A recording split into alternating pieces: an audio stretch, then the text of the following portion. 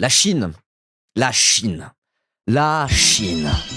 La glorieuse Chine de Xi Jinping est en train de devenir la nouvelle superpuissance scientifique mondiale. OMG, qui sont en train de dépasser les États-Unis à ce niveau-là, parce qu'en termes de superpuissance scientifique et même technique et technologique, les États-Unis quand même, bon, ça fait une petite centaine d'années, un peu moins de 100 ans, qui sont quand même archi-leaders, quoi.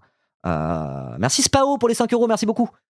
Mais la Chine arrive, et là ils sont ultra déter, et le pays ambitionne d'être au premier plan de toutes les disciplines scientifiques, d'ici quand ça se fera, quoi. Voilà. Donc bon, tout ça s'inscrit dans l'émergence de la Chine comme la superpuissance de demain, on en parle régulièrement sur cette chaîne, mais là on va vraiment parler de l'aspect scientifique. Voilà. Parce que ça fait partie des choses, hein. Il y a plein de manières d'être une puissance, d'être une superpuissance mondiale. On peut l'être militairement, c'est le cas des États-Unis. On peut l'être culturellement, c'est le cas des États-Unis avec le fameux soft power culturel américain, Hollywood et compagnie. On peut l'être aussi d'un point de vue scientifique, quoi. Quand c'est toi qui fais toutes les découvertes scientifiques et les avancées techniques, etc., ça participe à ta puissance, vous voyez. Et donc là, on va parler de ce volet-là pour la Chine, parce qu'il y a un article du Monde qui est sorti, qui a l'air très intéressant. Voilà, et donc c'est parti, on va lire ça. Merci pour le don de 5 €. J'ai pas vu qui c'était, j'ai pas eu le temps de lire ton nom, j'étais en plein dans ma tirade, figure-toi. Mais merci beaucoup. Et donc on a dépassé les 700 € sur la cagnotte. Let's go! Allez, bientôt 1000. C'est parti. La Chine, nouvelle superpuissance scientifique. Le pays ambitionne d'être au premier plan dans toutes les disciplines scientifiques, en particulier l'astronomie, avec le télescope FAST, symbole de ce changement d'échelle. Si ces institutions et ces universités se démarquent dans certains classements internationaux, la Chine reste à la traîne en médecine. Ok, donc un article de Harold Thibault pour Le Monde, qui était à Qianan et Hangzhou en Chine. J'espère que j'ai bien prononcé le Hu. Je crois que c'est comme ça que ça se dit. Je suis pas tout à fait sûr. Ok. Donc oui, l'astronomie, ils en parlaient. Le télescope FAST, c'est juste là. Vous pouvez dire, ça c'est un télescope, mais comment ça se fait? Il n'y a pas de lentilles ce télescope. Qu'est-ce que c'est que ce délire? En fait, il y a plein de choses à capter dans l'espace. Il n'y a pas que la lumière visible dans la vie. Il n'y a même pas que les infrarouges ou l'ultraviolet. Il y a énormément de choses et d'informations à aller capter dans l'espace en fonction des différentes longueurs d'onde et voilà quoi. Donc là, c'est pas un télescope avec une lentille, mais c'est un espèce de gros télescope qui capte je sais pas trop quoi. Mais voilà. Ça reste un télescope. Le but, c'est de le pointer dans le ciel et observer des choses dans le ciel pour apprendre des choses sur l'espace. Il n'y a pas besoin d'avoir une grosse lentille, pas besoin que ça soit en lumière visible. Voilà, c'est un radiotélescope, c'est pour les ondes radio. Donc les ondes radio, c'est des ondes avec une longueur d'onde très grande, c'est bien ça? Oui, l'écoute. Les ondes radio, ouais, c'est des longueurs d'onde qui sont très, très, très grandes. Des signaux qui font Je crois que c'est ça. Voilà. Merci Alain Proust pour les 10 balles. Merci beaucoup. L'astronomie, c'est quand même trop stylé. Alors après, ça sert pas un peu à rien parce que c'est de la recherche, mais genre l'exploration spatiale, en vrai, ça sert un peu à rien. C'est pas la priorité là tout de suite si on veut sauver la planète. Je ne sais pas ce que c'est mais que c'est tellement stylé l'astronomie. L'astrophysique de manière générale, quoi. Juste essayer de comprendre comment l'univers fonctionne. Moi, c'est un truc, je trouve ça passionnant. Après, c'est mon côté scientifique, mon côté prof de maths, quoi. Mais en vrai, c'est trop stylé. Moi, j'ai toujours eu un peu un attrait pour ça. Quand j'étais au collège, parfois, j'allais au CDI et je lisais Sciences et Vie Junior et j'étais en mode genre, waouh, le télescope Hubble, incroyable, les différents types de supernova. J'avais un petit intérêt pour ça quand j'étais gamin. Et je l'ai toujours, au fond de mon cœur. Trop stylé l'astronomie, c'est vraiment incroyable. Merci Alain Proust pour ton 9e mois d'abonnement. Merci beaucoup. Allez, bref, on va lire l'article. Parfois, la brume est telle dans la montagne de Guizhou, je ne sais pas si l'accent est correct, que certains touristes chinois qui font le déplacement jusque dans cette région reculée du sud du pays ne voient même pas la parabole de 500 mètres de diamètre qui s'étend sous leurs yeux entre les pics karstiques. Cette fois, néanmoins, nous sommes ébahis en découvrant enfin, après une marche haletante, le plus grand radiotélescope sphérique de la planète. Un bol gigantesque de la superficie de 30 terrains de football, devenu un symbole parmi d'autres de l'ascension de la Chine en une puissance scientifique incontournable. Donc c'est bien un radiotélescope, le but c'est de capter les ondes radio. Donc il y a une espèce de gros bol en béton là, pour que les ondes arrivent et se refléter. Après il y a les antennes comme ça qui les captent. Et on peut les capter des ondes très faibles, très loin. A priori c'est ça. Voilà. Oui, ça fait 500 mètres. Hein. Bon, on s'en rend compte que c'est grand sur la photo, mais 500 mètres? Combien? Ouais, c'est quand même beaucoup. Hein. On se rend pas compte à quel point c'est grand. C'est vraiment gigantesque. Il y a aussi un immense barrage hydroélectrique, un projet à plusieurs milliards de dollars là, qui est en train d'être fait dans le sud du pays aussi. Donc des espèces de grands investissements de fous. Il y en a beaucoup. Il y en a beaucoup en Chine. Et c'est grâce à leur modèle économique. Hein. C'est un modèle économique avec de la planification économique. Il y a des lourds plans quinquennaux comme en URSS à l'ancienne. Alors ce qui veut pas dire que c'est le communisme avec un grand C, la Chine. Hein. Loin s'en faut. Il y a plein de trucs qui vont pas du tout. Mais En termes de planification économique, il y a quand même des aspects de socialisme, on va dire. Voilà. C'est pas juste les investisseurs privés via les marchés financiers qui décident de comment on alloue les différents capitaux. Non, là c'est le PCC, c'est Xi Jinping directement qui donne les grandes orientations et qui décide quoi. Et la finance chinoise, elle est soumise de toute manière au pouvoir central, au PCC, à Xi Jinping. Et c'est voilà, l'argent il va pas n'importe où. Si le pouvoir central a décidé d'investir massivement dans la recherche scientifique, et bon, c'est comme ça et c'est pas autrement. Pareil pour l'écologie, pareil pour les énergies renouvelables par exemple. C'est une économie qui, même si c'est quand même une économie avec de la finance est soumise au pouvoir et l'économie est planifiée. Et en tout cas, bien plus planifiée que dans nos démocraties occidentales. Vous voyez. Et c'est ça qui permet des grands projets d'avenir et d'investissement. Et pour la recherche scientifique, typiquement, il n'y a pas de profit à court terme. La recherche scientifique, c'est du long terme. Et quand tu prends les États-Unis, le pays du libéralisme, le pays du capitalisme et du laisser-faire, bah les grandes avancées scientifiques, souvent, ça a été fait avec de l'argent public, ça a été fait de manière aussi planifiée. Et d'ailleurs, pendant la course spatiale contre l'URSS, vous savez, dans les années 50, l'URSS envoie le premier homme dans l'espace, Gagarine.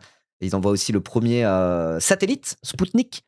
Ils étaient un peu à la bourre, les États-Unis. Et du coup, après, il y a des Kennedy qui arrivaient qui étaient en mode genre, putain, on peut pas se faire mettre à l'amende par l'URSS sur la recherche spatiale. C'était le Moyen-Âge il y a 30 ans, leur merde là. Qu'est-ce que c'est que ça? Ils roulaient en charrette encore il y a 40 ans. Et là maintenant ils envoient des hommes dans l'espace, c'est pas possible. C'est nous les meilleurs. Et qu'est-ce qu'ils ont fait? Bah ils ont fait de la planification. Ils ont fait de la planification. Ils ont fait de la recherche scientifique avec de l'argent public. Et c'est pas le marché qui a décidé, c'est le pouvoir américain qui a décidé. Allez, bon stream, ça me gave. Bah écoute, si ça t'intéresse pas, la planification économique et la recherche scientifique, comme tu veux. Hein. Mais à la prochaine, alors. Ça me gave. Ouais, bah toi tu me charles gave. Oh non, la blague était nulle, j'arrête. Bon bref, voilà, tout ça pour dire que ce qui permet des grands investissements scientifiques, c'est toujours la même chose, c'est une forme de planification, une forme d'investissement public. Voilà. Et ça en Europe, on n'arrive pas à faire des projets comme ça parce que ça rapporte pas de l'argent à court terme, quoi. Les marchés financiers qui injectent des milliards et des milliards et des milliards et des milliards dans l'IA parce qu'il y a moyen de se faire de la thune à court terme en réduisant les coûts des entreprises. Alors ça, les marchés financiers occidentaux, là, ils adorent ça. Ils sont genre, oh ouais, oh il y a de la thune à se faire. On met tout dans l'IA. Est-ce que ça sert à quelque chose? Est-ce que ça sert à l'humanité sur le long terme? On ne sait pas trop. Là n'est pas le but. C'est la rentabilité le critère. Avec de la planification économique, le critère, bah, c'est celui qui planifie qui choisit. Et donc, une planification économique, je sais pas, contrôlée démocratiquement, par exemple, bah là, ça serait un immense banger. Mais voilà, on peut pas laisser les grandes orientations économiques et l'allocation de capitaux être uniquement décidées par les investisseurs privés et par les marchés financiers. Sans ça, ou normalement, ça donne les États-Unis de Trump, quoi. Et c'est nul à chier, quoi. Voilà. À l'opposé, la Chine, ils peuvent se lancer dans des gros projets comme ça. Et ce qui leur permet de faire ça, je n'insisterai jamais assez là-dessus, c'est la planification. Voilà. Ok, on reprend. Donc le FAST, ce fameux radiotélescope, plus connu en Chine sous le nom de Tianyan, l'œil du ciel, est l'un des attributs lui permettant de multiplier les découvertes astronomiques. Un domaine dans lequel ce pays était un acteur encore insignifiant il y a seulement quelques années. Les plus de 4000 plaques d'aluminium triangulaires, non, c'est en aluminium, qui tapissent le télescope sont maintenues par un maillage complexe de câbles, tandis que sa cabine focale de 30 tonnes se déplace au-dessus du vide grâce à 6 autres câbles pour régler l'axe d'observation. Ok, comme ça que ça marche. Donc ça, en fait, ça maintient des câbles, là, les espèces de 7 grues, là. Et donc, il y a une espèce de focale, de grosses cabines au-dessus qui se déplacent pour orienter le signal bien comme il faut dans cette espèce de grosse œil en aluminium qui va pouvoir capter des choses, y compris des signaux bien faibles. C'est bien ça. Trop stylé. Vive la science! Je trouve ça vraiment trop stylé. Ok. Dans l'histoire de l'astronomie chinoise, il y a un avant et un après FAST. Le projet, à l'étude depuis les années 90, et dont le chantier n'a été lancé qu'en 2011, ne s'est pas fait sans controverse. Les autorités ont créé une zone de silence électromagnétique dans un rayon de 5 km autour pour s'assurer de la sensibilité et de l'efficacité du télescope, ce qui a impliqué l'expropriation et le relogement de 6633 personnes qui vivaient dans la zone. Pas fou ça. Selon des panneaux informatifs sur place. Ok. Alors après, ils s'en cachent pas. Après, il faut voir comment ils ont été relogés. Hein. Parce que l'expropriation avec relogement, bon, à voir. Merci citoyen Guinness pour les 23 €. Merci beaucoup, let's go. N'hésitez pas à donner dans la cagnotte, hein. Voilà. Ok. Téléphones et autres appareils électroniques doivent d'ailleurs être laissés à une consigne avant de pouvoir approcher. Ouais, normal, c'est pour capter des ondes radio, quoi. Achevé en 2016, le télescope est formellement entré en service en 2020, après 3 années de tests. Classique en Chine de faire ça. Après, je sais pas, j'aimerais savoir dans quelles conditions ils ont été expropriés et surtout dans quelles conditions ils ont été relogés, quoi. Ouais. Souviens-toi du barrage des Trois Gorges? Bah ouais, j'en parlais. Bah, il y a eu des trucs un petit peu comme ça aussi, hein, j'imagine. Ouais. À voir comment ça a été fait. Bon, voilà. Il y avait un télescope du même genre, Arecibo, que l'on voit dans le film Contact. Il a fait son temps, et il y a un an, je crois, les câbles ont lâché, tout s'est effondré. Ok, je savais pas du tout. Je m'y connais pas beaucoup en astronomie, hein, je vais pas vous le cacher. Allez, on reprend. Auparavant, les astronomes chinois devaient effectuer des fastidieuses demandes d'utilisation de télescopes étrangers ou s'en remettre aux données secondaires déjà publiées par d'autres pays et en retirer ce qu'ils pouvaient pour leur analyse. Un reportage de la télévision nationale CCTV expliquait en 2023 que la sensibilité des radiotélescopes dépendait de leur taille. Les coûts de construction de tels projets ont augmenté avec leur changement d'échelle, en faisant une démonstration de la force d'une nation. Bah, c'est ce que je disais, ça participe à la force d'une nation, quoi. C'est aussi une forme de soft power, mais qui n'est pas soft, quoi, via le scientifique. Puisque le FAST est plus grand que tous les autres, il permet à la Chine d'accumuler quantité de données. La radioastronomie dans notre pays a commencé relativement tard. Lorsque l'on part tard, il faut avancer plus vite que les autres, sinon on ne peut jamais les rattraper. Expliquait le chef de l'ingénierie du FAST, Tiang Pen, dans un entretien au site chinois ScienceNet en 2024. Ok. Donc là, il y a une photo de la fameuse cabine de contrôle, au-dessus, qui se déplace avec leur système de câbles, un peu comme la Spider Camera sur les matchs de foot, qui permet de pouvoir régler la focale en fonction de comment le signal arrive et le renvoyer bien comme il faut au milieu. Sean Penn, j'adore cet j'adore cet acteur. Non, pas Sean Penn, Xiang Peng. Je sais pas si mon accent chinois est on point, mais c'est pas grave. J'essaie de le faire bien quand même. Conséquence directe. La Chine réalise aujourd'hui un bond dans les découvertes en astronomie. Elle a publié bien davantage sur ce domaine dans les grandes revues scientifiques au cours de ces quelques années qu'elle n'en avait fait sur toutes les décennies précédentes cumulées. Quoi, qu'est-ce qui se passe? Pourquoi ça a changé? Attendez. Qu'est-ce qui se passe? Non? Il y a un changement de luminosité. Bon. On prononce peu le G, le G. Ah. Bon, bah, excusez-moi. Oui, ça fait 30 tonnes, hein. Un beau bordel. Ok, on continue. L'article est long, hein, donc on va essayer d'aller assez vite. Ainsi, de la découverte des pulsars, des étoiles à neutrons qui tournoient sur elles-mêmes et envoient de brèves impulsions de rayonnement électromagnétique. Depuis son lancement, FAST en a identifié plus de 1170, soit davantage que l'ensemble des découvertes des autres télescopes sur la même période. Ah ouais, d'accord. Ah oui, c'est vraiment en mode le plus gros radiotélescope ever et il fait beaucoup plus de découvertes que tous ses prédécesseurs. Ok. Après, ça fait souvent ça, hein, j'ai l'impression, l'astronomie. On se sert d'un outil. Généralement, il n'y en a pas. C'est extrêmement cher à produire et à concevoir et c'est très compliqué. Donc, il n'y en a pas 10 000. Typiquement, je sais pas, il y a plusieurs types de télescopes. Il y a les télescopes en orbite qui captent la lumière visible ou ce genre de choses, avec vraiment des grosses lentilles où c'est pas électromagnétique, comme Hubble par exemple. Le fameux Hubble qui a pris plein de magnifiques photos de l'univers, etc., etc. Bah ça, des trucs comme Hubble, il n'y en avait pas 10 000. Hein. Il me semble que Hubble, là, il est plus utilisé. Il y en a un autre qui l'a remplacé. Je sais plus exactement, mais voilà, généralement, par exemple pour les radiotélescopes en lumière visible en orbite, enfin, lumière visible et plus ultraviolet, infrarouge, tout ça. En même temps, c'est James Webb, c'est ça. Et Gaia qui est européen. C'est complémentaire. Ok. Mais bon, en tout cas, il n'y en a pas 10 000, quoi, des types de télescopes comme ça. Quand il y en a un nouveau qui est fait, généralement, il est mieux que le précédent ou il est un peu différent que le précédent. Et on l'envoie et c'est en mode genre, yes, let's go. Et pendant 10, 15, 20 ans, il n'y aura pas forcément des nouveaux, quoi. Vous voyez? C'est pas en mode tous les 4 matins, on envoie des télescopes. Genre. Parfois, il y en a un nouveau qui arrive plus gros, plus performant que tous les autres. Et c'est en mode genre, let's go. Et on peut l'utiliser pour faire des nouvelles découvertes, quoi. Mais c'est pas tous les 4 matins qu'on a une nouvelle machine qui arrive. Voilà, c'est pas des iPhones, exactement. Et donc ça marche un peu comme ça de manière générale l'astronomie, quoi. Et donc quand un pays arrive à construire un nouveau modèle plus efficace, logiquement ça permet de faire des découvertes que jusque-là on pouvait pas faire et on pourra attendre, je sais pas, plusieurs années voire décennies avant qu'un nouveau télescope vienne le remplacer. Donc voilà. Donc peut-être que le FAST là, pendant 15, 20, 25 ans, il y aura pas de meilleur radiotélescope que ça, quoi. À voir, je sais pas exactement. Et souvent, c'est des collabs internationales, tout à fait. Mais justement, la Chine, qui sans collaboration internationale détrône tous les radiotélescopes du monde avec des gros investissements publics comme ça montre bien. Voilà, c'est une manière pour Xi Jinping de poser ses grosses couilles sur la table. Vous voyez ce que je veux dire? Parce que c'est aussi pour ça que la Chine le fait, quoi. C'est dans une optique de puissance. En tout cas, voilà, c'est intéressant. Ok, j'en étais où? Oui, donc voilà, davantage que l'ensemble des découvertes des autres télescopes sur la même période.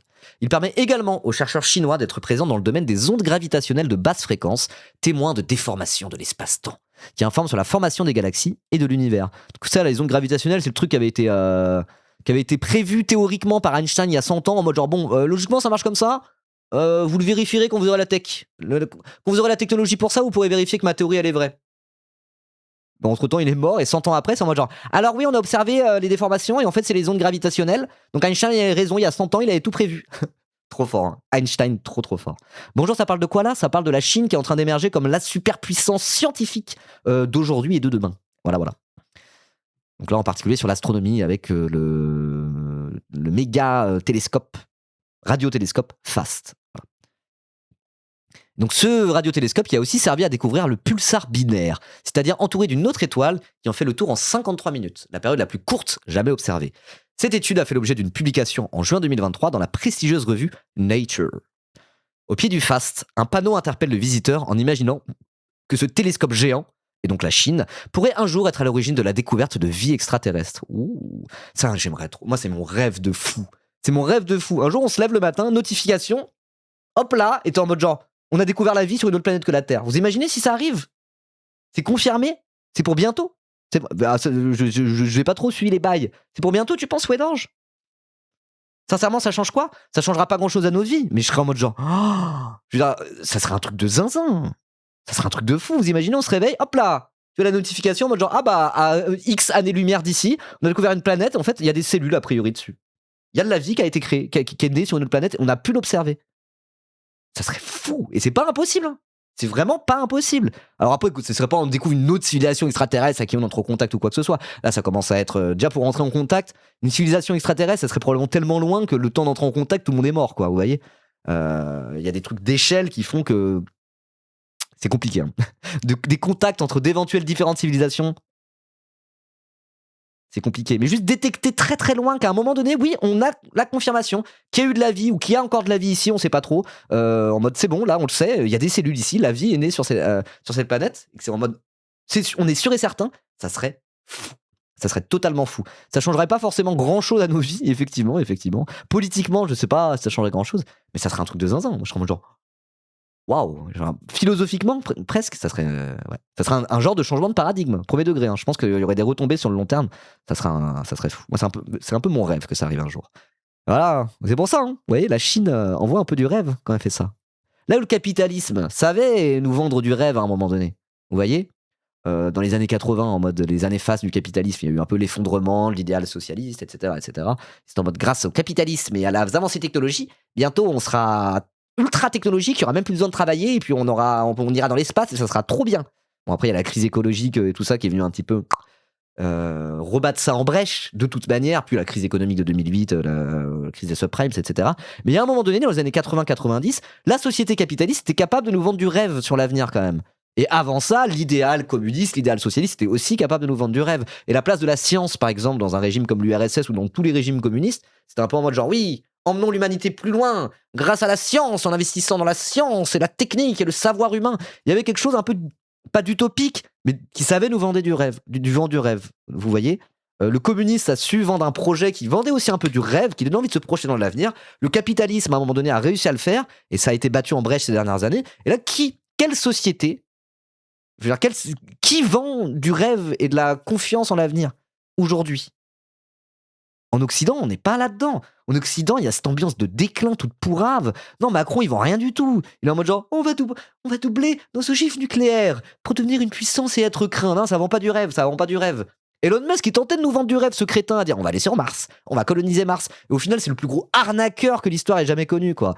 Et bah, il semblerait qu'en Chine, quand même, il y a un truc de foi en l'avenir, de se projeter dans l'avenir, notamment via la science, comme ça, qui, moi, me fait un peu du bien premier degré. Voilà, à lire. En tout cas, m'imaginer que ça existe. Il n'y a pas cette espèce de morosité occidentale dans laquelle on baigne en permanence. Moi, personnellement, ça me fait un peu plaisir. Quand je regarde un peu la Chine, je me dis, ah, ils arrivent à se projeter dans l'avenir et juste avoir une telle puissance, un tel pays, et puis bon, c'est plus d'1 milliard d'habitants la Chine, hein. Avoir un tel pays aussi gros, une telle superpuissance économique qui arrive à se projeter réellement dans l'avenir, beaucoup plus que nos pays occidentaux, moi, ça me fait du bien, personnellement. Voilà. Il faut rester critique de la Chine, hein, évidemment. Mais il faut essayer d'être critique de tout. Mais je veux dire, quand même, moi, il y a un truc où ça me parle, moi. Ça me parle, premier degré. Voilà. Auquel cas, lit-on, l'humanité devra d'abord vérifier l'authenticité du signal, éviter de révéler par mégarde la localisation de la planète Terre, débattre à l'échelle globale de la réponse à apporter et démontrer la sagesse et la bonne volonté de la civilisation humaine d'une manière rationnelle et amicale. Je trouve ça beau. Je trouve ça très beau. Je trouve ça très beau. Un des derniers pays à avoir une notion de temps long. Bah ouais. Hein. Ouais. Dans le Guizhou, je vais arrêter de faire mon... Non, allez, je continue. Dans le Guizhou, ça se prononce comme ça? Une province encore à la traîne économiquement, qui attire les touristes pour ses paysages verdoyants et la culture des minorités ethniques locales, le télescope est devenu une étape de la fierté nationale. Comme l'est le site de lancement des fusées de Wenchang sur l'île de Hainan, d'où est partie en 2024 la mission Chang'e 6, la première à avoir rapporté des roches et des poussières de la face cachée de la Lune. Stylé quand même. C'est de cette base méridionale, d'où l'envol des fusées Longue Marche est admiré par les Chinois depuis les plages, que sera aussi lancé le premier équipage chinois qui doit poser le pied sur la Lune d'ici à 2030. Pékin s'y est engagé, à un moment où les États-Unis comptent eux y retourner dans une accélération de la course entre les deux premières puissances. Donc on va voir qu'est-ce qui marche le mieux. Le modèle de la planification économique chinois, alors qu'ils sont quand même à la bourre technologiquement de zinzin par rapport aux États-Unis, ou de dire à Elon Musk avec SpaceX, vas-y, emmène-nous sur Mars, sale menteur et sale mythomane. On verra ce qui marche le mieux sur le long terme, mais moi là-dessus je suis team Chine, hein. Je vous le dis très clairement. Hein. Je vous le dis très clairement. Je veux pas être dans une forme d'idéalisation de la Chine ou quoi que ce soit, mais pour ce qui est de la course spatiale entre la Chine de Xi Jinping et les États-Unis d'Elon Musk, et là je dis Elon Musk parce que SpaceX, SpaceX et Elon Musk, c'est le moment où aux États-Unis ils se sont dit bon, la NASA, organisme public, c'est très bien, on va commencer à faire plus de partenariats public-privé, essayer de remettre l'aérospatial plus dans les mains du privé et dans les mains de SpaceX et Elon Musk directement. Donc voilà, dans ce qui est la course spatiale, on va dire, aérospatiale, entre la Chine de Xi Jinping et les États-Unis d'Elon Musk, j'ai totalement choisi mon camp. En ce qui me concerne. Ok. La Chine considère que son heure est désormais arrivée d'être au premier plan dans le domaine scientifique. La science et la technologie, au même titre que la force militaire et diplomatique, la taille de sa population et de son territoire, l'ampleur de son économie, sont les attributs d'une superpuissance. Le mot est lâché. Un statut que la Chine revendique, dont l'objectif de se hisser au rang de grand pays socialiste moderne à l'horizon du centenaire de la République populaire en 2049. C'est le fameux projet 2050 là. C'est-à-dire d'être devenu une puissance globale. Ces nouvelles prouesses scientifiques doivent montrer sa contribution au savoir mondial, mais aussi appuyer son autonomie alors que s'exacerbe la concurrence avec les États-Unis et les tensions géopolitiques. Le pays ambitionne d'être au premier plan dans toutes les disciplines scientifiques, sans exception. Déjà, un nombre croissant de classements internationaux, dont beaucoup sont indépendants de l'État parti chinois, attestent qu'il est en train d'y parvenir. L'édition 2025 de celui que réalise l'université néerlandaise de Leiden, qui valorise la recherche, le volume de publications et leur impact, place 8 universités chinoises dans son top 10, avec, aux deux premiers rangs, l'université de Zhejiang à Hangzhou et l'université Chiao-Tong de Shanghai, devant la plus célèbre au monde, l'américaine Harvard. Oh, Harvard détrôné par la Chine. C'est quand même peut-être significatif d'un changement. Hein. Alors bon, j'ai le mode sombre activé, on voit un peu rien, mais je vous le lis quand même. Donc c'est le nombre d'articles parmi les 5% les plus cités en nombre de publications par pays. Ok. Donc en orange, c'est la Chine, et en vert, c'est les États-Unis. On observe quand même quelque chose d'assez facile. Hein. C'est que les États-Unis, ça fait... ça se casse la gueule, et la Chine, ça fait... Stonks. Est-ce que j'ai besoin d'expliquer ce graphique? La ligne, la courbe orange, c'est la Chine et ça monte. La courbe bleue, c'est les États-Unis et ça baisse. C'est le cas dans les sciences physiques et de l'ingénieur, et dans les sciences du vivant, c'est pareil. Regardez, hop là, il s'est passé quoi en 2020 aux États-Unis? Trump. À l'effet Trump, on le voit direct dans la recherche scientifique, c'est en mode genre, on s'en bat la couille de la science, c'est un truc de gauchiste. Et ça s'effondre. Pendant ce temps-là, en Chine, ça s'envole, et effectivement, dans les sciences du vivant aussi, ça a dépassé les États-Unis. Et dans les sciences physiques de l'ingénieur, ça a largement dépassé les États-Unis. Donc ça, c'est en termes de nombre d'articles parmi les 5% les plus cités, en nombre de publications par le pays. Voilà. Ok, et bah... les graphiques assassins pour le modèle de Donald Trump. Ah ouais, c'est terrible, hein, c'est terrible. Hein. Enfin, c'est terrible pour les États-Unis. Hein. C'est terrible pour les États-Unis. Il serait facile d'écarter ce type de classement au prétexte que la recherche chinoise a tendance à prioriser le volume de publications, tandis que ses chercheurs se citent les uns les autres pour faire monter artificiellement l'impact de leurs travaux. Certes, il y a un peu de magouille parfois dans la publication scientifique, hein. Faut pas se leurrer, mais c'est pas le cas qu'en Chine. C'est le cas partout et en Europe aussi. Hein. Il y a des gens là qui ont fait des chercheurs en psychologie sociale, qui travaillent docteurs en psychologie sociale, machin, qui travaillent sur les méta-analyses pour valider la véracité ou non des trucs de scientifiques, etc., etc. Et ils seraient capables de vous dire qu'en fait, les publications scientifiques, une fois sur deux, c'est de la douille, quoi. Voilà. Je dis ça parce que je connais quelqu'un qui est littéralement ça, docteur en psychologie sociale, et il fait des méta-analyses sur les publications scientifiques. C'est hyper intéressant, c'est un peu gros cerveau. Mais oui. Et lui, il est vraiment en mode genre, non, mais en fait, la recherche, La plupart des papiers qui sortent, ils sont pas carrés du tout. Hein. Après, lui, c'est surtout sur les sciences sociales qu'il travaille. Bon, bref. Ok. J'en étais où Oui. Donc ouais, il y a peut-être un peu de chercheurs qui citent les uns les autres pour faire monter artificiellement l'impact de leurs travaux en Chine. Certes, des problèmes qui persistent. Mais un autre classement, ne tenant compte que des publications dans les 145 revues scientifiques les plus respectées, réalisées en 2025 par Nature, encore eux, aboutit à un constat proche. Il place l'Académie chinoise des sciences en première institution de recherche mondiale, devant Harvard et 13 autres institutions chinoises dans le top 20. Donc le top 20, il y a 13 institutions chinoises déjà. Hein. Donc, autant dire que la Chine arrive très fort dans la recherche scientifique ces dernières années. Chacun de ces classements révèle les qualités et les retards de cette nouvelle puissance scientifique. Celui de l'Institut britannique Times Higher Education, par exemple, qui se focalise sur la qualité de l'enseignement, le prestige des universités et leur ouverture à l'international, place toujours en 2026 les classiques Oxford, Massachusetts Institute of Technology, donc le fameux MIT, Princeton, Cambridge et Harvard en tête. Seules 5 institutions chinoises s'immiscent dans ce top 40 à la domination occidentale encore bien installée. Ok. Donc ça, c'est en termes de qualité de l'enseignement, prestige des universités et ouverture à l'international. En revanche, un autre classement établi sur les sciences appliquées par Nature en décembre 2025, merci beaucoup Choucroute Master pour le 24e mois, merci beaucoup. Donc une autre étude indique que la Chine réalise désormais plus de la moitié des publications mondiales dans ce domaine. La puissance de son industrie sous-tend son ascension dans les technologies appliquées. Ces entreprises, longtemps cantonnées à la sous-traitance, remontent la chaîne de valeur. Elles dominent largement les technologies dans les batteries, se démènent dans les biotechnologies, se battent pour tenter de rattraper le retard sur Taïwan et les États-Unis dans les microprocesseurs. Autant de puissants moteurs de la... Wow!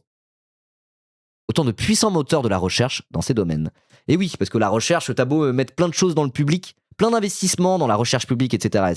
Si derrière, t'as pas les infrastructures pour faire de la recherche, si t'as pas la technologie et la technique pour pouvoir travailler et faire de la recherche, tu fais pas grand-chose, quoi. Et là, elle est montée en gamme de fou, l'industrie chinoise, ces dernières années. Là où c'était il y a encore quelques années, et moi, quand j'étais petit, c'était vraiment... Enfin, j'ai 32 ans, quand j'étais petit, c'est comme ça qu'on parlait de la Chine, point à la ligne. Hein. C'était l'usine du monde, voilà. C'était l'usine où ils fabriquaient tout un tas de produits qu'ils vendaient dans le monde entier.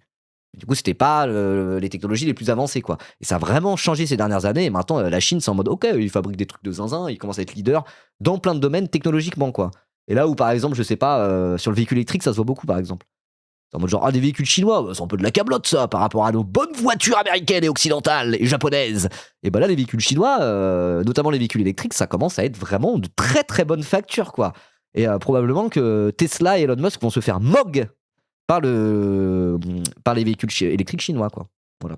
Donc ça a quand même bien changé. Et donc, du coup, cette montée en gamme de la technologie chinoise, qui ne se contente plus d'être juste de l'usine du monde, mais qui est vraiment en mode genre une superpuissance aussi industrielle et technologique, évidemment que ça participe aussi pour la Chine à devenir une superpuissance scientifique. Et comme en plus, tout ça c'est planifié directement par le PCC, directement par Xi Jinping, si Xi Jinping il décide que les avancées techniques et technologiques de la Chine, elles doivent aussi avoir un débouché dans la recherche scientifique, il y a qu'à le faire et ça fonctionne, quoi. Voilà, c'est pas en mode... c'est pas juste on suit là où il y a de la rentabilité, on suit là où il y a du fric à se faire. Je veux dire, il y a une cohérence là-dedans qui fait que la Chine est en train de devenir la super puissance mondiale de demain. Et ça, je le dirai jamais assez, je me répète. Voilà ce que ça fait de la planification économique. Quand même. Ça serait quand même complètement con de se priver de cet outil juste parce qu'on vit dans une société de tradition libérale, juste parce que la planification économique, normalement, c'est pas ce qu'il y a de plus démocratique et c'est un peu un truc de gauchiste et de coco. Non, on s'en bat les couilles en fait. Ça fonctionne la planification économique. Regardez la Chine. Pourquoi on fait pas comme eux en Europe, en France, aux États-Unis? Stop à la fin là. Oh, voilà. À force de fabriquer des produits technologiques pour l'Occident, les entreprises chinoises ont déposé des brevets pour améliorer les process ou penser l'assemblage de nouveaux produits. L'insistance de Pékin sur certains domaines stratégiques, avance dans les énergies nouvelles, rattrapage dans les semi-conducteurs et l'intelligence artificielle, course aux technologies militaires, appuie cette progression. Selon l'Organisation mondiale de la propriété intellectuelle, la fameuse OMPI, à pas confondre avec l'INPI, l'Institut national de la propriété intellectuelle. Ça, c'est en France. Quand on dépose des brevets, on les dépose à l'INPI, figurez-vous. J'ai bossé dedans un petit peu. Donc, selon l'Organisation mondiale de la propriété intellectuelle, près de la moitié des 3,7 millions de brevets déposés dans le monde en 2024 l'ont été en Chine. Ok. Après, ça faut se méfier. Le dépôt de brevet, c'est un peu de la douille. C'est un peu pour tenter de bloquer les concurrents dans un truc technologique. Ça veut pas forcément dire que tu as une nouvelle technologie. C'est en mode genre, peut-être que sur une technologie donnée, sur laquelle tu as du développement, t'es en mode genre, peut-être qu'on va faire comme ça. On n'est même pas sûr. Peut-être qu'on va qu'on va la construire comme ça, notre machine. Donc dans le doute, on va déposer un brevet pour dire vous n'avez pas le droit de construire des machines comme ça, parce que nous, peut-être qu'on va la construire comme ça, notre machine. Au final, parfois, ça sert pas à grand-chose à part bloquer d'autres entreprises concurrentes qui, du coup, ne peuvent pas aller dans telle direction pour construire tel produit. Vous voyez ce que je veux dire? C'est souvent plus un levier de compétitivité, le dépôt de brevet, que vraiment un indicateur utile pour comprendre à quel point il y a des découvertes technologiques et scientifiques. Voilà.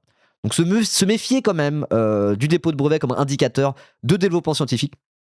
Mais là, bon, quand même, la moitié des brevets ont été déposés par la Chine. C'était clairement pas le cas avant. Sachant que la Chine, historiquement, ont la réputation de s'en battre les couilles de la propriété intellectuelle, de la propriété industrielle, on dit, quand c'est vraiment pour tout ce qui est technologique. Donc ils ont tendance à dire, ah, il y a un brevet là-dessus, on s'en branle, on va quand même le construire. Et là, en même temps, à côté, ils déposent des brevets. Donc bon, voilà. La Chine est aussi le pays qui dépense le plus contre le réchauffement climatique. Alors contre le réchauffement climatique, je sais pas, mais dans les énergies renouvelables, oui. C'est devenu le leader incontesté du renouvelable et notamment du solaire. Et pour la première fois de l'histoire de la Chine, c'était l'année dernière ou même déjà en 2024, je me souviens plus exactement, dans le mix énergétique chinois, le renouvelable a dépassé le fossile. Aujourd'hui, la Chine produit plus d'énergie électrique avec des panneaux solaires et l'énergie renouvelable de manière générale qu'avec d'énergie fossile. Et à côté de ça, c'est quand même le plus gros producteur d'énergie électrique au charbon. C'est un peu le paradoxe parce que c'est un immense pays avec énormément d'habitants, c'est le pays le plus peuplé au monde. Donc dans tous les cas, ils produisent beaucoup d'électricité. Donc c'est les premiers. Non, c'est charbon, c'est pas fossile, c'est uniquement pour le charbon. Ok, d'accord. En tout cas, c'est les plus gros producteurs d'électricité au charbon en Chine. Mais là, dans leur mix énergétique, le renouvelable a dépassé le charbon. Alors que c'est les plus gros producteurs en charbon. Vous voyez? Donc voilà. Ils produisent pour nous, ouais, mais c'est pas que ça. C'est pas que ça. Sur l'énergie électrique, c'est aussi ils font des espèces de grandes villes cyberpunk géantes avec des panneaux LED partout. Hein. Je veux dire, c'est aussi pour ça. Hein. Il y a cette volonté d'être le plus moderne possible et tout ça, ça demande plein d'électricité. Pour le coup, force à eux dans la planification écologique qu'ils font par rapport au développement des énergies renouvelables. C'est vraiment très très bien qu'ils fassent ça. À côté, ils sont pas dans le truc de la sobriété énergétique. Hein. Ils sont pas pour réduire leurs dépenses énergétiques pour sauver la planète. Ça, ils en battent les couilles. Hein. Voilà. Faut dire ce qu'il y a, il faut être lucide par rapport à ça. Mais toujours est-il que même si c'est pas pour sauver la planète, et c'est plus dans leur volonté de puissance à l'international et de se placer dans l'arène internationale, on s'en bat les couilles dans tous les cas, ils développent massivement le renouvelable comme personne en Occident est capable de le faire. Voilà. Donc pour ça, force à eux. Même s'ils le font d'une manière un peu cynique, plus dans le propre intérêt de la puissance chinoise que dans l'intérêt de sauver la planète. Dans tous les cas, c'est pas mal. Voilà. Ok, ces dernières années, la recherche scientifique chinoise a connu une croissance exponentielle. Dans de nombreux domaines, la Chine arrive à se hisser à la pointe. Dans d'autres, elle continue de grimper. D'après Wu Dengsheng, un professeur à l'université de Shenzhen, qui a lancé son propre classement, Dongbi Data. En 2021, le robot mobile que la Chine avait fait atterrir sur la planète Mars, Shurong, envoyait ses premières photos, tandis que des chercheurs d'un institut de biotechnologie de Tianjin parvenaient à produire de l'amidon à partir de dioxyde de carbone. En 2022, la Chine finissait d'assembler sa propre station orbitale, le Tiangong, le palais céleste, pendant qu'à Hefei était présenté l'aimant magnétique le plus puissant du monde à plus de 42 Tesla. Ok. En 2023, entré en service sur la péninsule du Shandong, l'un des réacteurs nucléaires les plus avancés de la planète. Et en 2024, la Chine mettait au service son plus gros navire de recherche scientifique, un bateau de 180 mètres de long capable de réaliser des forages de 11 km de profondeur dans n'importe quelle mer du globe. Voilà, donc autant dire qu'ils ont plein de raisons de flex en ce moment, la Chine. 42, c'était pas 16 le précédent sur les Tesla? Je sais pas du tout. Mais c'est beaucoup, 42 Tesla. Waouh, c'est aimanté. Alors, je vous conseille d'enlever votre montre si vous êtes à côté de l'aimant. Sans ça, vous allez être bien attiré par l'aimant. Wow, 42 Tesla, ça attire. Je connais rien d'électromagnétique. Je connais même pas mes quatre équations de Maxwell. Là. De ce que je sais maintenant qu'ils ont un appareil industriel stable et performant, le PCC a désormais mis l'accent sur la réduction de l'extraction des ressources et de la consommation énergétique des machines. Ok. Bon, de toute façon, là-dessus, moi, c'est le genre de truc que je vais continuer de documenter. J'ai vraiment ce truc-là de me dire, oh, la Chine, là, la planification économique et écologique chinoise, tout ça, tant que je ferai des lives, je vous en parlerai régulièrement. Donc voilà, à surveiller. Mais c'est possible. C'est possible. Qui se disent, bon, la prochaine étape, c'est effectivement aussi la réduction de la dépense énergétique. Mais bon, à voir. En tout cas, sur le développement du renouvelable, ils mettent à l'amende l'intégralité du reste du monde. C'est vraiment abusé. Et tant mieux. La surface de Mars vue depuis le robot Shurong. Ok. C'est incroyable quand même. Tu prends des belles photos comme ça de Mars en mode c'est une photo. pourrais prendre la même avec ton iPhone, sauf que c'est sur la planète Mars, quoi. C'est fou quand même, tu vois, ce paysage. Il y a un ciel, il y a une ligne d'horizon, il y a du sable. T'es en mode genre, ok, ça pourrait presque être sur Terre, et c'est sur la planète Mars. C'est complètement fou quand même. C'est pas nouveau qu'il y ait des photos de Mars comme ça, mais là, je sais pas, c'est en mode la qualité est bonne. T'as vraiment l'impression que c'est un mec qui l'a pris avec son iPhone comme ça, quoi. Je trouve ça fou. Incroyable la science quand même. Dans d'autres domaines, la Chine est encore à la traîne. Wu Dengsheng cite notamment la médecine. Son système de santé reste bien en deçà de ceux des pays les plus riches, et la plupart des médecins chinois consacrent leur carrière à la pratique quotidienne à l'hôpital, délaissant la recherche. Mais le pays rattrape une partie de son retard dans le développement de nouveaux médicaments. Cette ascension est le fruit des ambitions du pouvoir chinois. Dès les années 90, avec l'avènement de la forte croissance économique, il a fait du rattrapage de certaines de ses universités un objectif important à une période où les étudiants chinois, quand ils pouvaient se le permettre, préféraient très largement, et c'est encore souvent le cas, aller étudier un temps aux États-Unis, en Europe, en Australie ou à Hong Kong.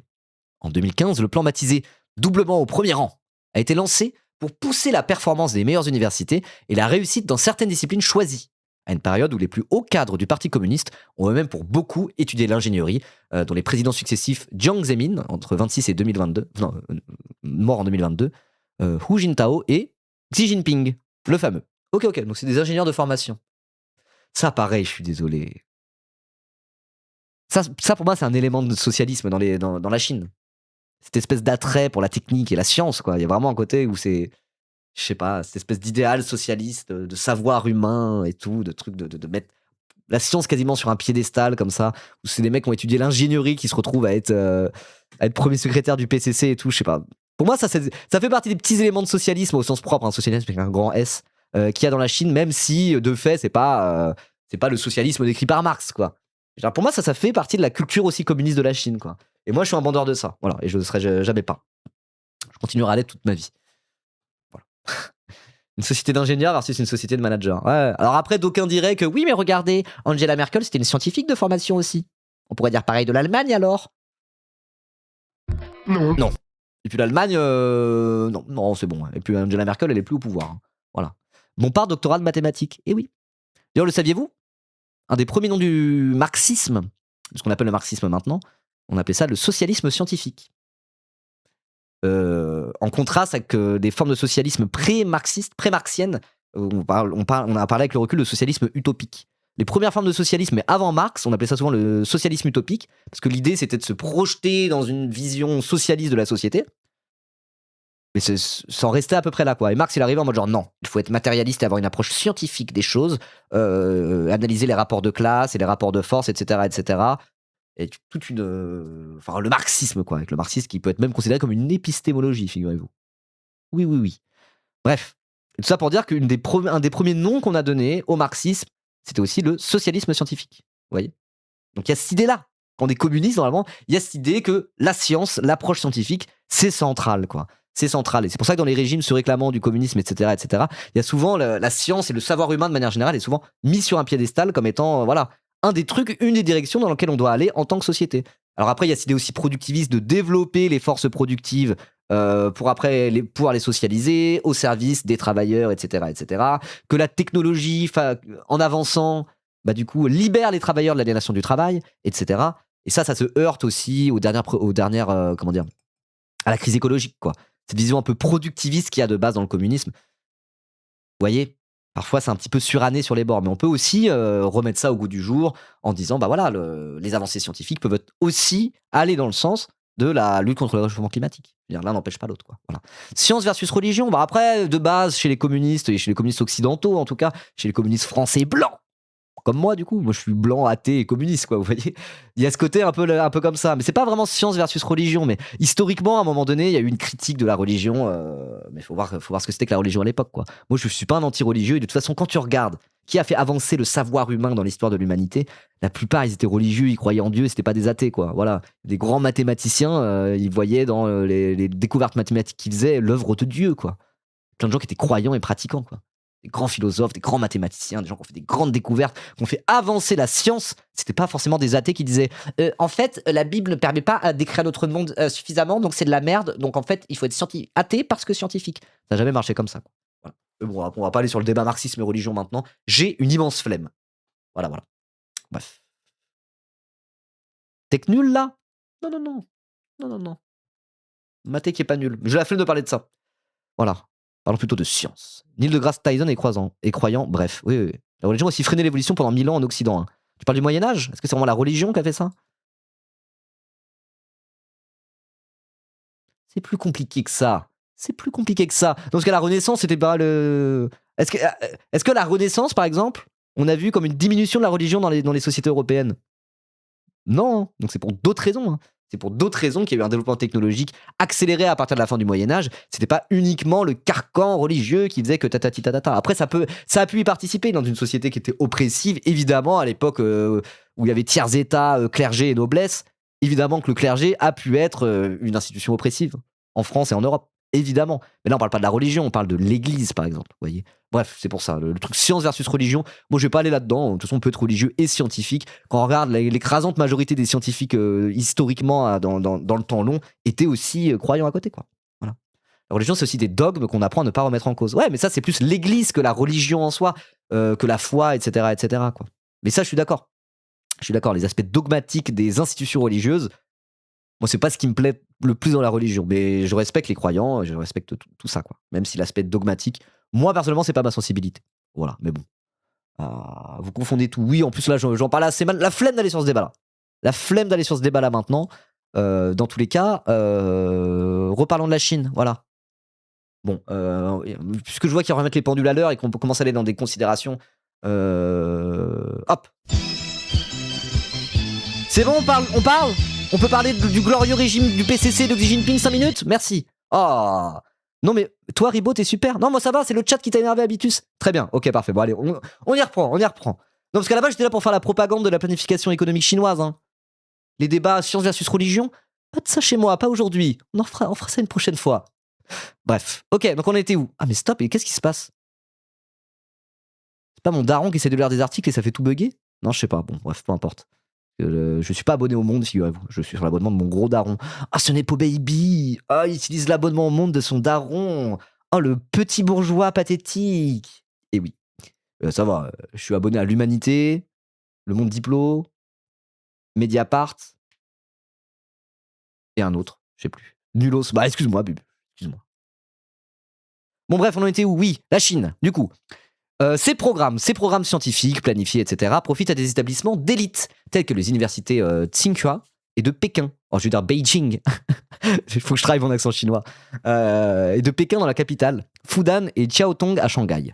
Sans oublier l'université du Zhejiang, dans cette province dynamique au sud de Shanghai, dont la capitale, Hangzhou, moi j'en ai marre de faire l'accent, accueille le siège des champions de l'intelligence artificielle DeepSeek et de la robotique Unitree, et du commerce en ligne Alibaba, ok, ainsi que plusieurs groupes automobiles majeurs. L'enrichissement d'une nouvelle classe moyenne désireuse d'assurer la réussite de ses enfants appuie également l'arrivée de nouveaux diplômés en ingénierie et en sciences. Et la masse démographique du pays suscite une intense concurrence pour se hisser dans les meilleures universités et les meilleurs laboratoires ou pour être embauché par les entreprises les plus innovantes. Quand c'est ZH, c'est J. Ok. Donc c'est Zhejiang. Après, j'ai pas mis les accents. Il y en a 3. Il y a celui qui fait. Il y a le haut, celui qui monte vers le haut, celui qui descend et qui remonte, et celui qui va vers le bas. Donc bref. À un moment donné, je voulais apprendre juste apprendre à savoir prononcer le chinois. Parce qu'après, apprendre le chinois, c'est quand même le mandarin, pardon. C'est quand même très très compliqué. Oui, il y a le neutre aussi. Il y a le neutre. Mais c'est le 5e accent qui compte qu'à moitié. C'est juste comment quand tu mets pas d'accent. Mais j'aimerais bien juste apprendre à savoir prononcer le mandarin. Mais juste ça, pas le parler, mais juste savoir le prononcer à peu près. Je trouve ça classe un peu. Voilà. Ok. Allez. Avoir poursuivi une partie de ses études à l'étranger reste un élément important. Et beaucoup de scientifiques font désormais le choix de revenir en Chine. Les coupes de financement aux universités aux États-Unis et la suspicion qui plane sur les scientifiques chinois dans un contexte toujours plus tendu entre Washington et Pékin les y invitent. Mais c'est surtout le sentiment que la Chine peut désormais être le lieu de leur réussite qui les convainc de rentrer. Ok. Non mais c'est pour ça. Par le prisme de la recherche scientifique et du savoir humain, etc., quand tu compares la Chine aux États-Unis, la Chine de Xi Jinping aux États-Unis de Trump, tu vois ce que c'est que le Trumpisme aussi. Et tu vois ce que c'est que le fascisme à travers Trump. Et tu vois ce que c'est que le rapport entre le fascisme et le savoir humain et la recherche scientifique. Moi, ça me désole. C'est peut-être mon côté prof de maths. Je suis un peu un bandeur de la science à la base. Mais quand je vois ça, que je vois aussi, c'est un truc que je dis souvent, hein, c'est le fascisme, c'est plein de choses, mais c'est aussi la mort de l'intelligence humaine. Merci l'humanité pour le Reds. Et pourquoi il n'y a pas l'alerte? Il y a l'alerte. Merci l'humanité pour le raid, merci beaucoup. Justement, ça parlait de vous, l'humain, là. Ça parlait de vous. Ça disait quoi? Quelqu'un qui disait Ribot a été recruté par le PCC via l'UMA. C'est faux.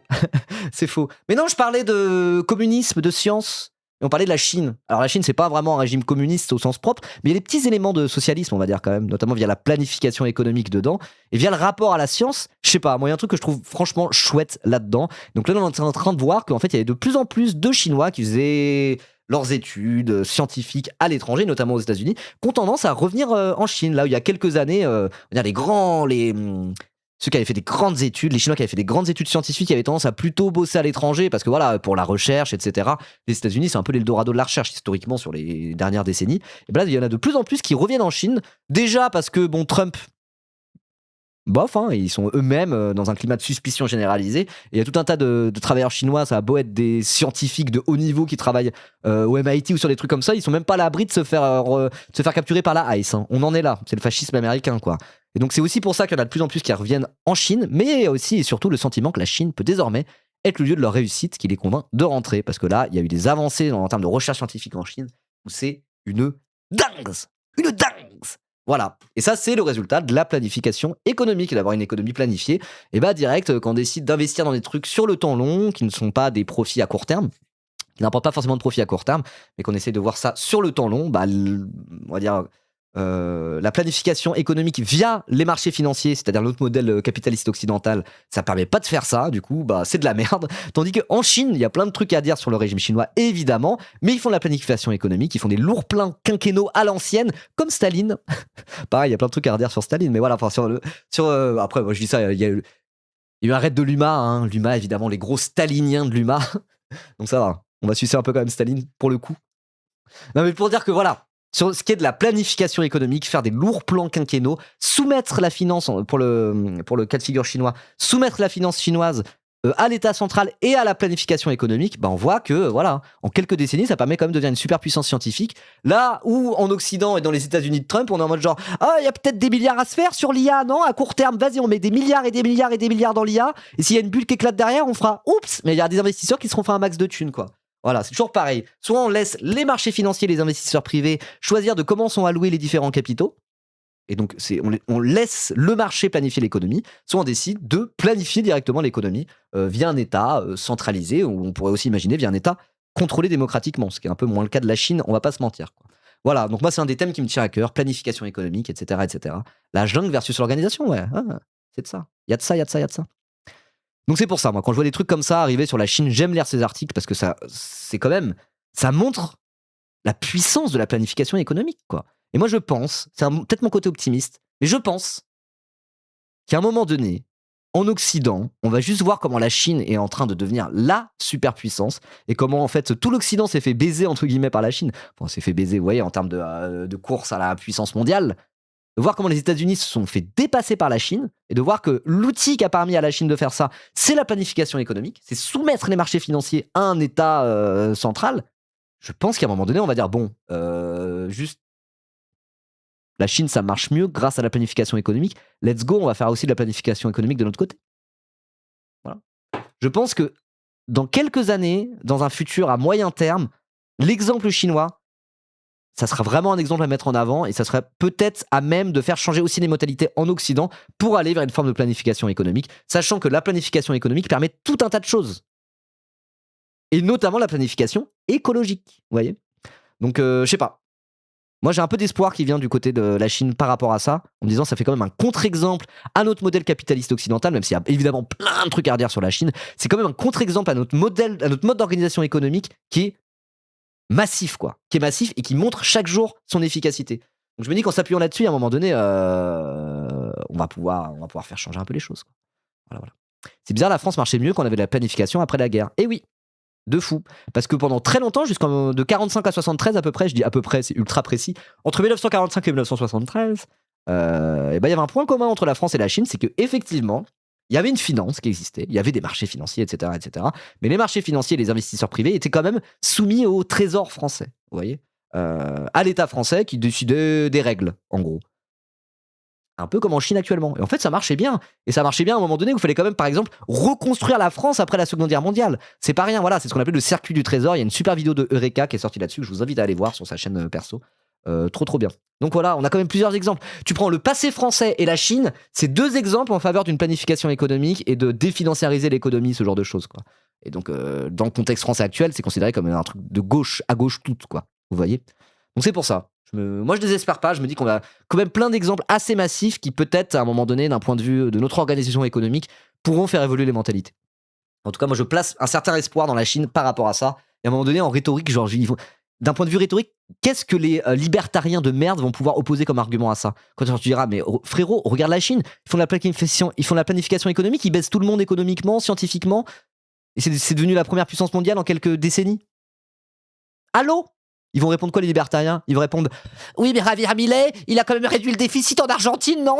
On se bavant dessus, non, c'est bon. Moi, je vois l'argument massu qu'on va pouvoir utiliser dans les années qui viennent à travers l'émergence de la Chine, et dont acte. Voilà, moi ça m'intéresse. Attends, putain, j'en suis que là dans l'article, mais il est hyper long. Allez, on reprend.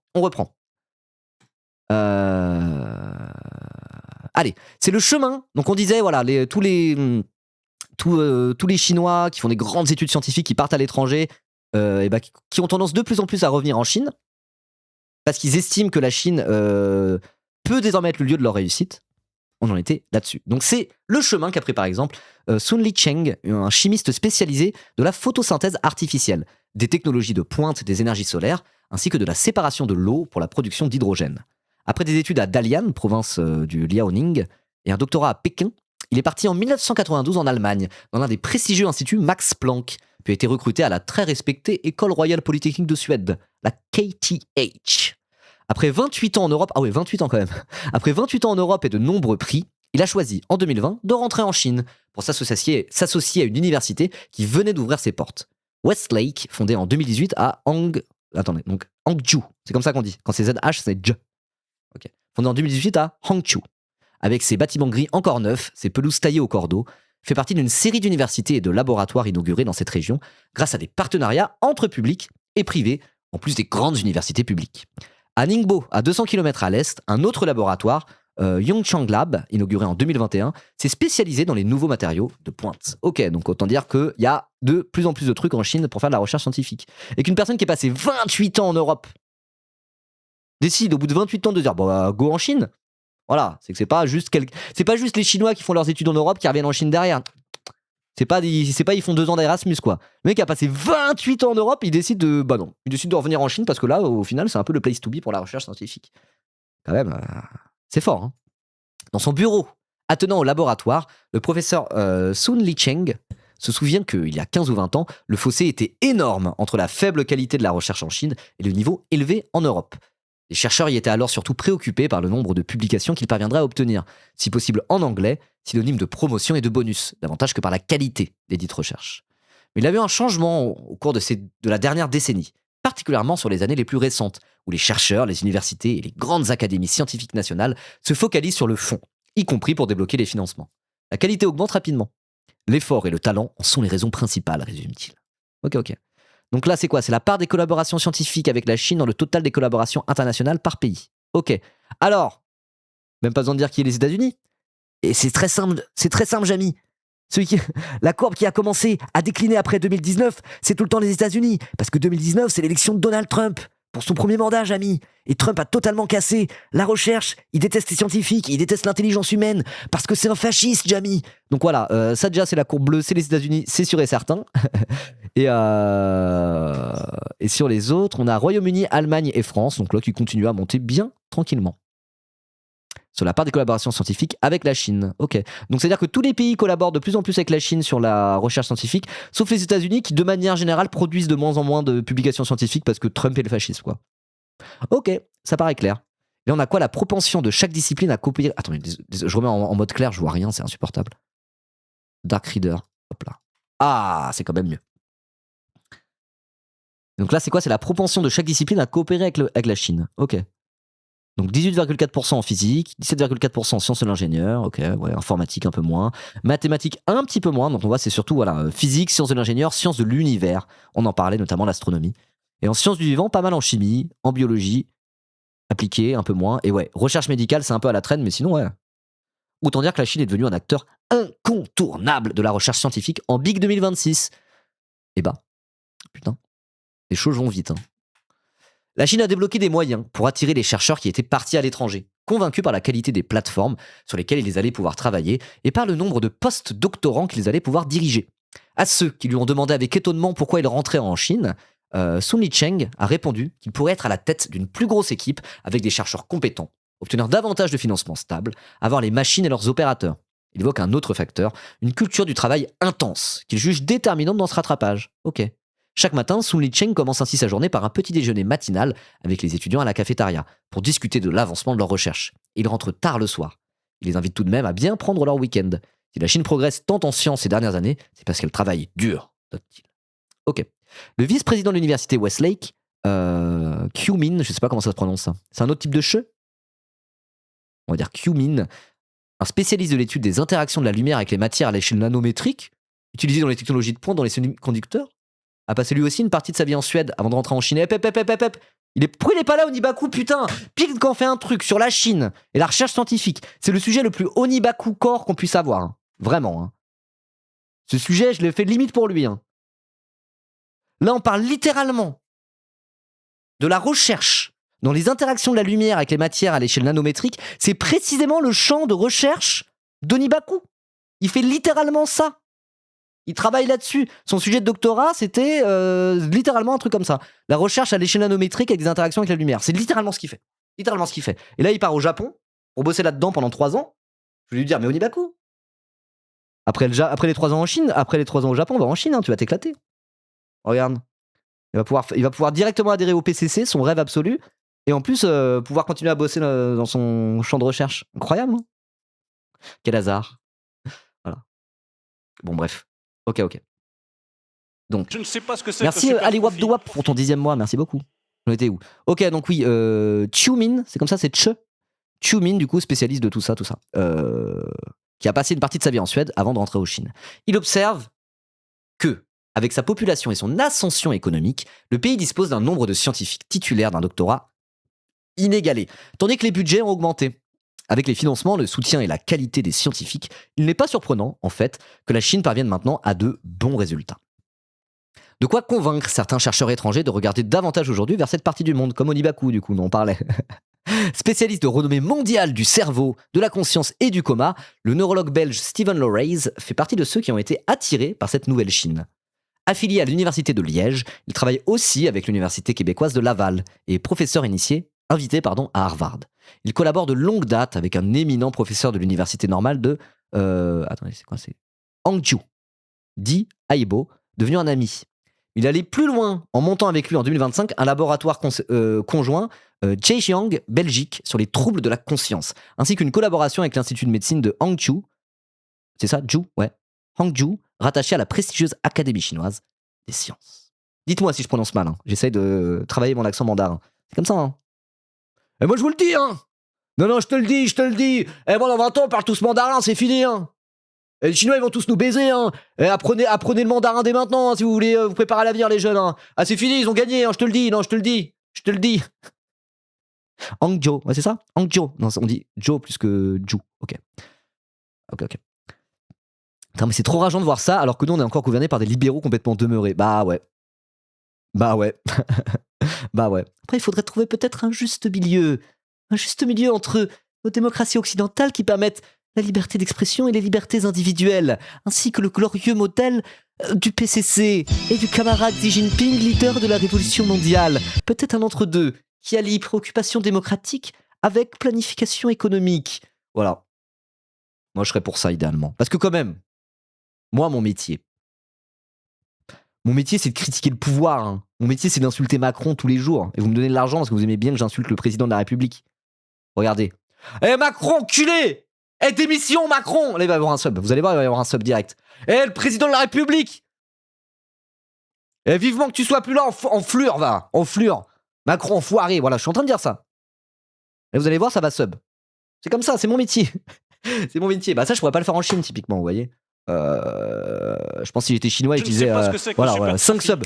5 subs offerts instantanément. Merci beaucoup, petit canard 79. Bah ça, je pourrais pas le faire en Chine, vous voyez. Voilà. Donc j'essaye de pas être non plus trop hypocrite, à trop faire le bandeur de la Chine, parce que bon, moi qui suis là, à être en mode genre, mon métier, critiquer le pouvoir en place. Bon, bah, ce métier, je pourrais pas le faire en Chine. Il faut pas être naïf par rapport à ça. Mais il y a des trucs, il faut pas être naïf non plus. En Chine, c'est mieux. Et leur modèle économique, leur planification économique, leur rapport à la science, leur vision Je ne sais pas ce que c'est que de le super développer leur industrie, etc. dans le temps long, le fait que la finance, ce soit pas les investisseurs privés, les marchés financiers qui décident de tout. Ça, c'est mieux en Chine qu'en France. Point à la ligne. C'est mon avis en tout cas. Mais mon avis aussi, c'est que, bon, bah voilà, en termes de liberté d'expression et de liberté individuelle de manière générale et de Je ne sais pas ce que c'est que démocratie, le super bon, bah c'est quand même mieux en France qu'en Chine. On va pas se mentir. On va pas se mentir. Donc c'est pour ça. Regardons ce qui marche ailleurs, regardons ce qui marche chez nous et tirons-en les bonnes conclusions, quoi. Voilà. Mais faut pas non plus avoir des espèces de pudeur de gazelle. Je sais pas si l'expression est bien utilisée en disant la Chine, je veux pas en entendre parler. C'est un modèle qui est non démocratique. Bah oui, oui, mais c'est un modèle dont on peut quand même tirer des vraies leçons. Voilà. En vrai, on peut dire exactement pareil de l'URSS. Regardons ce qui a marché en URSS, regardons ce qui a pas marché en URSS. Et vous savez ce qui a marché en URSS? Vous savez ce qui a marché en URSS? La même chose qu'en Chine. La planification économique. Le fait de se projeter sur le temps long en planifiant une économie, en ne laissant pas l'économie être directement dirigée par les investisseurs privés et les marchés financiers. Ça a marché en URSS, y compris dans l'URSS ultra-autoritaire de Staline, y compris dans la dictature stalinienne. Ça a fonctionné d'un point de vue économique. Et bah pareil, dans le régime de Xi Jinping, même si en termes de liberté individuelle, c'est pas la folie, et bah la planification économique, ça fonctionne. Voilà. Et moi, c'est pour ça que je suis communiste à la base. Je vous le dis très clairement. C'est pas que pour ça, voilà, mais c'est aussi pour ça que je suis communiste à la base. Si je me suis intéressé au communisme, c'est que je me suis dit, mais putain, mais le modèle économique dans lequel on vit, il a l'air complètement con, non? Est-ce qu'il n'y a pas un contre-modèle qui a l'air un peu plus logique, rationnel finalement? Et pour moi, bah, c'est le communisme. Voilà. Tout simplement. Allez, on finit l'article. On a bientôt terminé. C'était un long article, mais c'était très intéressant. Je passe un très bon moment. Je suis content de lire ça avec vous. Voilà, voilà. Ok. Devant un café dans l'ouest de cette ville emblématique de la nouvelle modernité chinoise, Steven Loreys explique que, vu la masse démographique, il a accès en Chine à un bien plus grand nombre de patients pour sa spécialité. Des personnes sorties de soins intensifs, mais qui ne peuvent pas communiquer, dans un état d'éveil non répondant que l'on qualifie auparavant de végétatif. L'université chinoise n'a pas hésité à acquérir une onéreuse machine de magnétoencéphalographie nécessaire pour mesurer l'activité du cerveau. Mais elle a acheté chinois, la marque United Imaging, plutôt que Siemens ou General Electric. Oh. Comme quoi, il n'y a pas que dans le véhicule électrique où la Chine commence à être un concurrent très très très sérieux aux marques européennes ou américaines, hein. Y compris sur des trucs axés pour la recherche, quoi. C'est fou quand même. Enfin, c'est fou. L'évolution de la Chine juste en 20-30 ans, c'est quand même une dinguerie. En 20 ans déjà, hein. Voilà. Merci Malfredo Hello, le retour. Merci beaucoup pour ton 16e mois d'abonnement. Let's go. Bon anniversaire en retard. J'étais trop occupé à fêter la journée internationale des droits des femmes pour y penser. 1m80 célibataire. Mais on n'a pas le droit de baiser chez Hello. Qu'est-ce que tu fais, Malfra, là? T'essayes de draguer, là, comme ça, sur le chat, machin bidule. T'as fait vœu de chasteté en rejoignant Lutte Ouvrière, je te rappelle. Allô? Je plaisante, bien sûr. Je plaisante. Force à tous les camarades trotskistes. Même si vous baisez pas. En tout cas, il y a un petit train de la hype. N'hésitez pas, encore 5 abonnements pour passer au niveau 5. Voilà. Donnez plutôt sur la cagnotte. Cette semaine, la cagnotte. Cette semaine, on lève des fonds pour la Palestine et le Soudan via l'association Dignité Internationale jusqu'à la fin de la semaine. Donc, donnez plutôt dans la cagnotte perso. Le lien est juste là dans le chat. Mais si vous voulez participer au train de la hype pour me soutenir en lâchant des subs, n'hésitez pas non plus parce que voilà, moi c'est mon métier. Tout travail mérite salaire, n'est-ce pas? Même si c'est pas un vrai métier. C'est pas un vrai métier, mais bon, un peu quand même.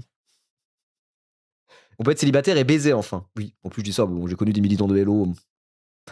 Ils faisaient pas le vœu de chasteté. Hein. Ah, ils faisaient le vœu de célibat, mais pas de chasteté. Hein. J'ai connu des militants de Hello. Enfin, j'ai connu un militant de Hello surtout. Ah oui, ils se mettaient pas en couple, mais. Voilà, il utilisait un peu son aura de militant intelligent et cultivé pour au final aller pécho des petites meufs. Hein. Et pourtant, il était chez Lutte Ouvrière. Hein. Voilà. Ce fameux profil de militant.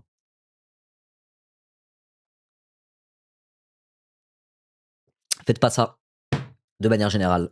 Se servir de son aura, de militant ou son aura de n'importe quoi, pour aller tenter d'impressionner les petites meufs et les baiser là ou je sais pas quoi, faites pas ça. Vraiment. C'est mal. C'est mal. C'est profiter d'un statut de dominant pour avoir des faveurs sexuelles finalement. Voilà. On peut allier l'utile et l'agréable après. Comment ça, tu veux dire, tu peux militer et puis trouver l'amour comme ça et puis baiser. Entre militants? Ouais, bah ouais, de fou, de fou. Mais faut pas que ça devienne un truc dans un rapport quasiment de prédation, avec des militants faits, cultivés, importants, qui se servent de leur aura pour aller pécho les petites meufs ou je sais pas quoi. Voilà. Évidemment, on a le droit de baiser entre militants, mais il faut que ça soit bien fait. Voilà. Faut que ça soit fait sur un pied d'égalité. Il faut pas venir dans le milieu du militantisme uniquement pour aller essayer de te choper de la meuf. Voilà. Moi, je dis rien de très révolutionnaire. Bref, allez, on finit l'article, c'est quasiment terminé. Le professeur Loreis, donc ce fameux scientifique belge qui travaille de plus en plus avec la Chine parce que ils sont chauds les Chinois. Le professeur Loreis ne peut s'empêcher de comparer la baisse de soutien à certains programmes et universités aux États-Unis sous l'administration Trump, on en parlait, ainsi que la difficulté pour l'Europe à financer et à agir, et l'ambition du pays où il se rend régulièrement sans pour autant s'y installer. Donc on parle de la Chine. La Chine a ce projet d'être un acteur sur la scène internationale à tous les niveaux, y compris scientifiques. Ils sont devenus forts et veulent à tout prix être indépendants, dit-il. Il juge les doctorants et les post-doctorants avec lesquels il travaille de haute qualité, extrêmement studieux, parfois moins habitués culturellement aux travaux à plusieurs ou à remettre en cause le raisonnement du professeur, mais d'un niveau qu'il trouve comparable à celui auquel il est habitué dans les universités de la prestigieuse Ivy League américaine. Donc l'Ivy League, c'est genre Harvard, etc. Toutes les grandes facs américaines. Ok, d'accord. Donc la Chine a d'ores et déjà rattrapé les États-Unis en termes de recherche scientifique. C'est que le début, hein. C'est que le début. Mais c'est vrai qu'il y a ça d'un côté et de l'autre côté Trump, qui coupe tous les financements et qui est anti-science, qui est anti-savoir, qui est anti-intelligence humaine, anti-intellectuel, comme tous les fascistes. Ah, quand même, ouais. Là, on voit le truc des deux modèles. Hein. Le modèle de la superpuissance chinoise, le modèle de la superpuissance américaine. C'est quand même deux salles, deux ambiances. Il y en a un, c'est l'espèce de pétro. Non, c'est pétro qu'on dit de fascisme brun, pro-pétrole, anti-réchauffement, pro-réchauffement climatique, anti-intellectuel, autoritaire, impérialiste, militaire, interventionniste. Mais couilles là, c'est les États-Unis. De l'autre côté, bon, on a la Chine. C'est quand même un contre-modèle aux États-Unis. C'est assez flagrant, hein. C'est assez flagrant, quoi. Voilà. Donc moi, je trouve ça quand même hyper intéressant. Gardons un œil sur la Chine. C'est super intéressant. Voilà, une thalassocratie pétrochimique, exactement. Voilà, c'est le pédofascisme thalassocratique pétrochimique, quoi. Super. À côté de ça, bon, la Chine, c'est mignon. Hein. Voilà. Bon, bref, en tout cas, si vous regardez la vidéo YouTube, n'hésitez pas à dire ce que vous en pensez en commentaire. Et voilà. Voilà.